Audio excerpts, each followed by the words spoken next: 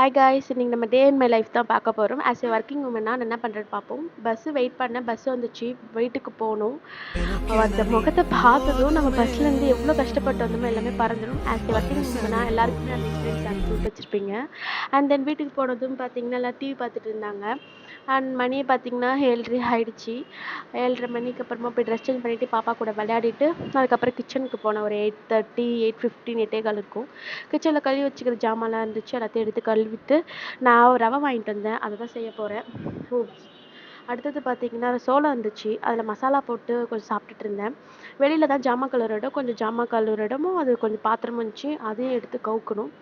சரி, இப்போ கிச்சன் இப்படி தான் இருக்குது. அடுத்து என்ன பண்ணுறேன்னு பார்க்கலாம். ரவை வறுத்து வச்சுட்டு வெங்காயம்லாம் அரிஞ்சு வச்சுட்டு தாளிப்பு போட்டு தாளிச்சிட்டு அடுத்தது சமைக்க ஆரம்பித்தாச்சு. கடகடன்னு சமைச்சிட்டே இருந்தேன். இதுக்கே மணி பார்த்திங்கன்னா 8:45 ஆகிடுச்சி. எல்லாம் போயிட்டே இருந்துச்சு. என்னோடய டீட்டெயில் எல்லாமே நான் உங்களுக்கு அடுத்தடுத்த விலாக்லேயும் அடுத்தடுத்த வீடியோலையும் உங்களுக்கு ஷேர் பண்ணுறேன். நான் என்னென்ன பண்ணுறேன், எதுக்கு பண்ணுறேன் எல்லாமே உங்களுக்கு பொறுமையாக ஒன்று ஒன்றா ஷேர் பண்ணுறேன்.